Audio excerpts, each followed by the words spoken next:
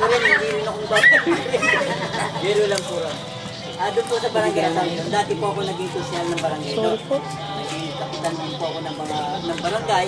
Kaya alam ko po at saka dama ko po kung ano yung mga pangangailangan ng mga kababayan natin sa ibang mga kasi naranasan ko po yan.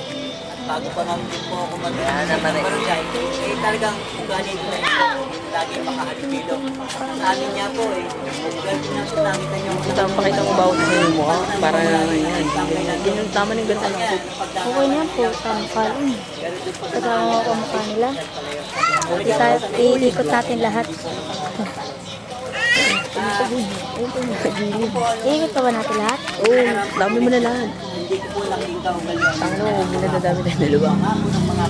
Napakahirap po kasi yan.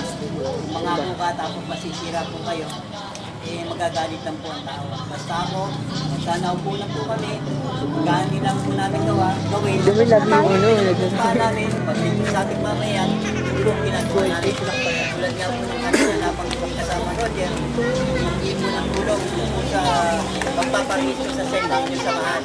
Kasaan niyo po? Sama ba kayo?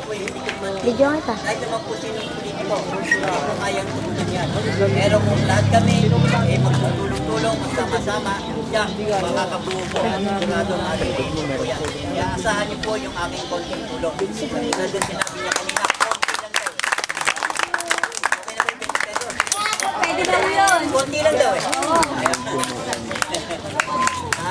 Pag po ako magpatuloy, ilalagay po sa inyo yung aking line-up. Ang line-up ko po, si Congressman Arthur Robes, yung po yung congressman namin, Arthur Robes. Mayor po namin, si Mayor San Pedro. Vice Mayor po namin, yung pong dating anak ng dating mayor nito, pero si Jude Roquero. Ang mga kusyal, kung nga po, ako lang po natitirang incumbent, yung po nito ulit.